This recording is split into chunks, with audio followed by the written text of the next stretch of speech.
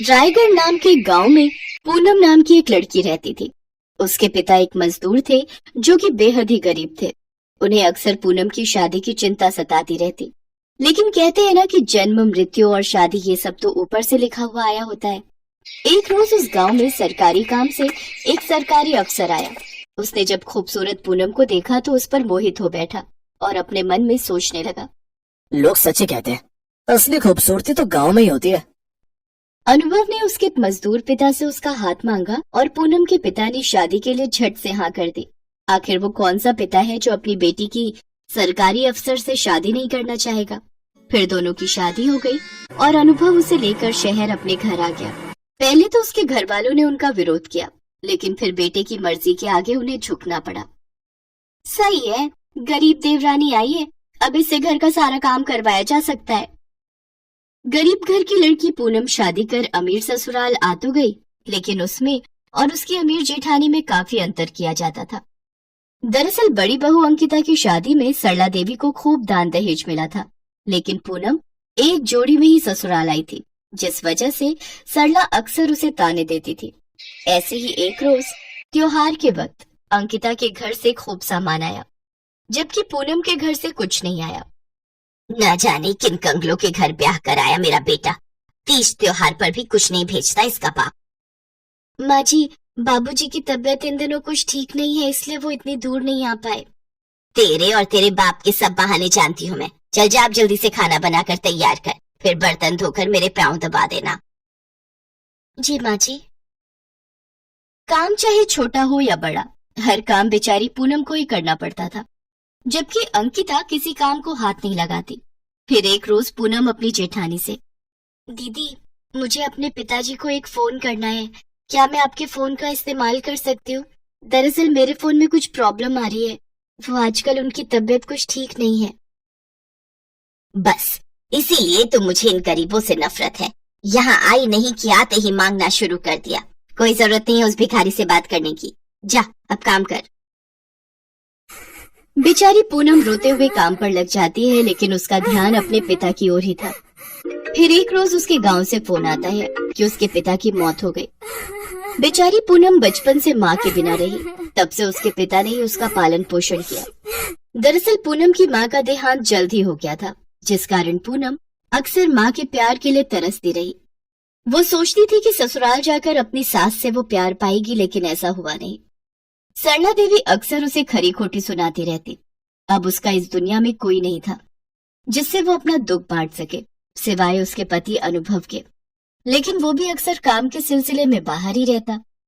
एक दिन अंकिता चिल्लाते हुए, अरे मेरे रूम में अभी तक कॉफी क्यों नहीं आई?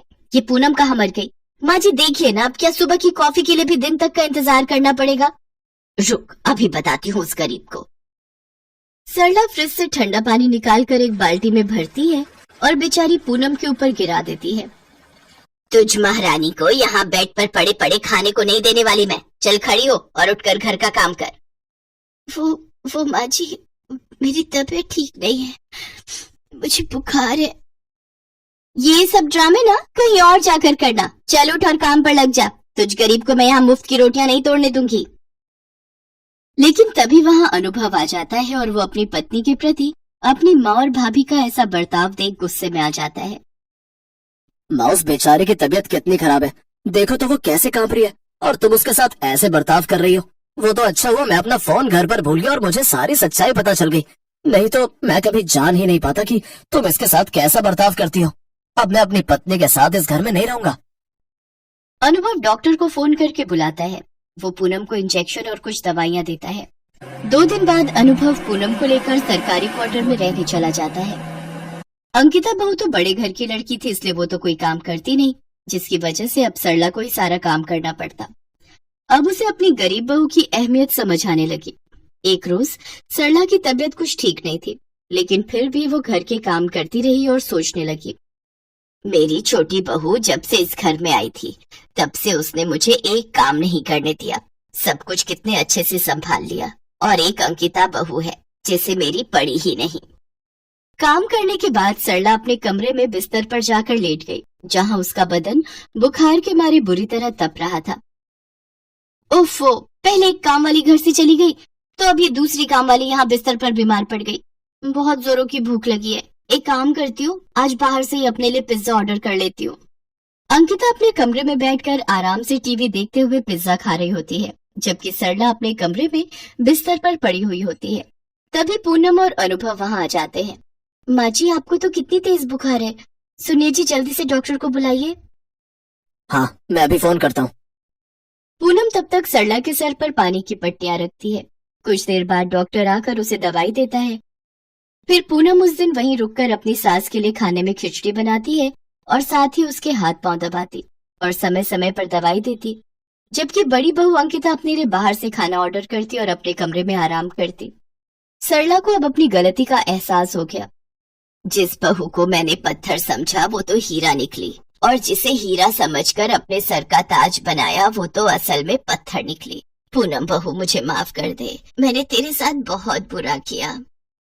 नहीं नहीं माँ जी, आप माफी मत मांगिए, अब आप यहाँ नहीं रहेंगी, आप हमारे साथ चलिए। पूनम और अनुभव सरला को अपने साथ अपने घर ले जाते हैं, जहाँ पूनम उसकी खूब सेवा करती है। कुछ दिनों में अनुभव का प्रमोशन हो जाता है और उसे रहने के लिए एक बहुत बड़ा सरकारी बंगला मिलता है, जिसमें खूब नौकर चाकर होते हैं। अब गरीब बहू पूनम आराम से अपने पति की और सास के साथ खुशी खुशी रहने लगी, जबकि बड़ी बहू अंकिता के पति की नौकरी चली गई और उसके पिता का बिजनेस भी डूब गया, जिसके चलते अब उसे गरीबी में रहकर गुजारा करना पड़ा। साथ ही अब घर के सारे कामकाज उसी को करने पड़ रहे थे। शायद इसीलिए कहा जाता है कि कब वक्त का पहिया घूम जाए किसी को नहीं पता। हस्तिनापुर गांव में शंकर अपने 2 बेटों और पत्नी के साथ कच्चे मकान में रहता था। शंकर के घर की हालत कुछ ऐसी थी कि बस 2 वक्त की रोटी का गुजारा ही निकल पाता था। शंकर अपने बेटों को पढ़ा लिखा कर बड़ा आदमी बनते देखना चाहता था, इसीलिए वो दिन भर ईंट की भट्टी में मेहनत मजदूरी करता। उसका बड़ा बेटा अरुण जैसे ही अपनी पढ़ाई पूरी करता है तो वो अपने पिता से कहता है, पिताजी, अब मेरी पढ़ाई पूरी हो गई, तो अब कल से मैं भी आपके साथ काम पर चलूंगा। अरे ये तू कैसी बात कर रहा है अरुण? इतने सालों तक खुद को ईंट की भट्टी में जलाकर मैंने तुझे इसलिए नहीं पढ़ाया लिखाया कि तू भी मुझ जैसा काम करे। अरे मैं तो चाहता हूँ कि तू पढ़ लिख कर कोई बड़ी नौकरी करे, तो पैसे कमाने के लिए मेरी तरह मजदूरी ना करे। और तू नौकरी के लिए शहर जाने वाला था ना, फिर क्या हुआ?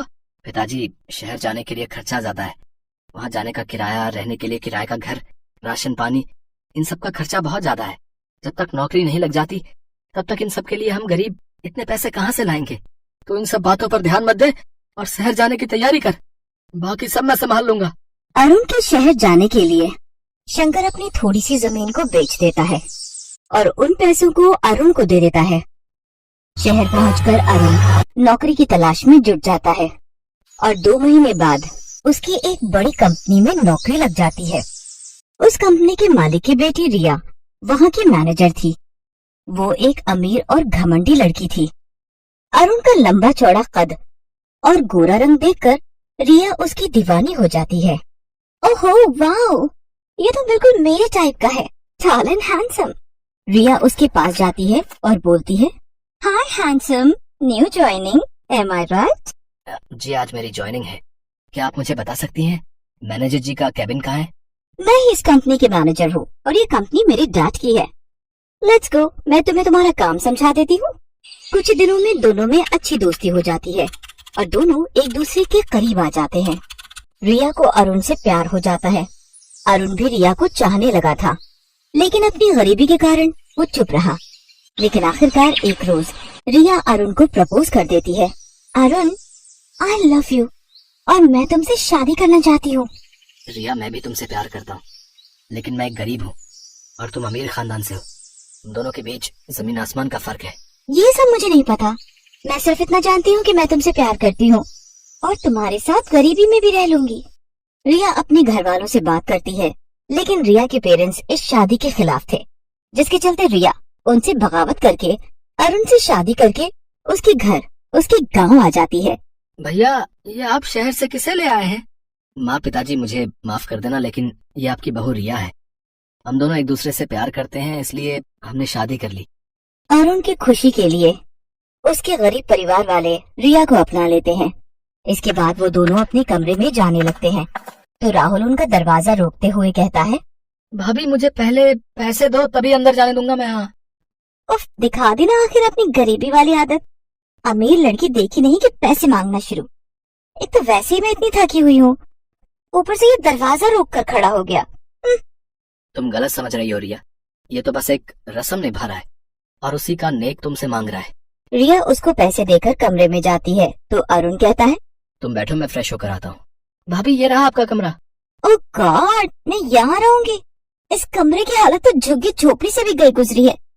इससे अच्छे घरों में तो मेरे घर के नौकर ही रहते थे। यहाँ ना तो कोई इंटीरियर है ना ही कोई लुक, ऊपर से ये खटारा पंखा पता नहीं बाबा आदम के जमाने का लगता है। पता नहीं तुम सब इतनी गर्मी और गरीबी में कैसे एडजस्ट करते हो। वो अपने देवर को गरीबी के ताने दे रही होती है कि तभी वहाँ अरुण आ जाता है तो वो चुप हो जाती है। अगले दिन रिया नहा धोकर आती है तो उसकी सास उससे कहती है, नहा गई बहू, चल आज तेरी पहली रसोई है तो अब जल्दी से कुछ मीठा बना दे। रिया किचन में जाती है तो वहाँ मिट्टी का चूल्हा जल रहा होता है और खाना बनाने के लिए कुछ बर्तन थे। हे भगवान, ये किचन देखकर तो मुझे ऐसा लग रहा है जैसे मेरा ससुराल हड़प्पा संस्कृति में जी रहा है। रिया गुस्से में हलवा बनाती है और अपने ससुराल वालों को खाने के लिए देती है। ऐसे ही कुछ दिन बीत जाते हैं। गांव में ही एक कंपनी खुलती है जहां अरुण नौकरी पर लग जाता है। अरुण जब घर पर नहीं होता तो रिया अपने ससुराल वालों को गरीबी के खूब ताने देती। एक रोज जब उसकी सास पूजा करने बैठती है तो रिया उस पर चिल्लाते हुए कहती है, सासू माँ, आपको पूजा के लिए यही टाइम मिलता है क्या? जब घर के कामकाज का टाइम होता है तो आप पूजा करने बैठ जाती हो। ये सब ढोंग बाद में करना, और ये लो अभी ये सब्जी काटो। और पिताजी, आप निकम्मों की तरह पड़े हो, ये नहीं कि बाजार जाके सब्जी ही ले आओ। और राहुल, तू जाकर पानी भर ला। पढ़ने का ड्रामा न कर, बाद में करियो। जब से आई हूँ तुम सबकी तो ऐश हो गई है। अरुण जब घर पर नहीं होता तो रिया उन सबसे खूब काम लेती और अरुण के आने पर खुद बेचारी बनकर घर के काम करने लगती। कुछ महीनों बाद रिया गर्भवती होती है। ये सब सुनकर सभी घर वाले बहुत खुश होते हैं। उन सबको खुश होता देख रिया उन सबसे कहती है, मैं आप सबसे कुछ कहना चाहती हूँ। मैं नहीं चाहती कि जिस गरीबी में मैं जी रही हूँ उसमें मेरा बच्चा भी जिए, इसलिए मैं अरुण के साथ शहर शिफ्ट हो रही हूँ। मेरे डैड ने हम दोनों को शहर बुलाया है। रिया, तुम मेरे माता पिता से मुझे अलग करना चाहती हो? बचपन से मेहनत करके उन्होंने मुझे पढ़ाया लिखा है और अब जब उन्हें मेरी जरूरत है तो तुम मुझे उनसे अलग कर रही हो। मैं कहीं नहीं जाऊंगा, तुम्हें जाना है तो जाओ। तो फिर सड़ते रहो तुम यहीं, मैं तो चली। रिया अपना सूटकेस उठाकर जाने लगती है। तभी रिया की सास उससे कहती है, ठहर बहू, अरुण भी तेरे साथ जाएगा। चला जा बेटा, नहीं तो दुनिया वाले कहेंगे कि हमने तेरा घर तोड़ दिया। इसके बाद दोनों शहर आ जाते हैं। शहर आकर रिया की जिंदगी अच्छी खासी कटने लगी, लेकिन अरुण उदास रहने लगा। उसे रह रहकर अपने गरीब परिवार की याद सताने लगी। ऐसे ही समय गुजरा और रिया ने एक बच्चे को जन्म दिया। अरुण, अरुण, मेरा बच्चा कहाँ है? मैंने उसे गोद में नहीं खिलाया। रिलैक्स रिया, हमारा बच्चा अभी यहीं था। हो सकता है कि नर्स ले गई होगी, मैं अभी जाकर पता करता हूँ। कुछ देर बाद नर्स बच्चे को लाकर रिया को देती है। अपने बच्चे को गोद में लेकर रिया बहुत रोती है, जिसके बाद उसे एहसास होता है और वो सोचती है, कुछ देर के लिए भी मैं अपने बच्चे को खुद से दूर बर्दाश्त नहीं कर पाई तो अरुण के माता पिता उसके बिना कैसे रहते होंगे। तभी अरुण वहाँ आ जाता है तो रिया रोते हुए उससे माफी मांगती है और कहती है, अरुण मुझे माफ कर दो, मुझे अपनी गलती का एहसास हो गया है। अब मुझे मेरे घर, मेरे ससुराल ले चलो अरुण। उसके बाद रिया अपने बेटे को लेकर ससुराल आती है और सबसे अपने किए की माफी मांगती है। सासू माँ, पिताजी, राहुल, मुझे माफ कर दो। मैं एक अच्छी बहू नहीं बन पाई अपने सुख के लिए। मैंने आपको आपके बेटे से अलग कर दिया, लेकिन माँ बनके मुझे एहसास हुआ कि अपनों से दूर रहने के बाद कैसा लगता है। मेरा बच्चा अब इसी घर में खेलेगा जहाँ वो अपने दादाजी के कंधों पर बैठकर पूरे गांव में घूमेगा और अपनी दादी से खूब लाड पाएगा और चाचू के साथ खूब खेलेगा। मैं जानती थी बहू कि एक दिन तुझे अपनी गलती का एहसास जरूर होगा। जो भी हुआ उसे हम सब ने भुला दिया और तू भी भूल जा और अपनी जिंदगी की नई शुरुआत कर। इसके बाद रिया अपने ससुराल वालों के साथ बड़े ही प्यार से रहने लगती है और वहाँ के हर तौर तरीके सीख जाती है।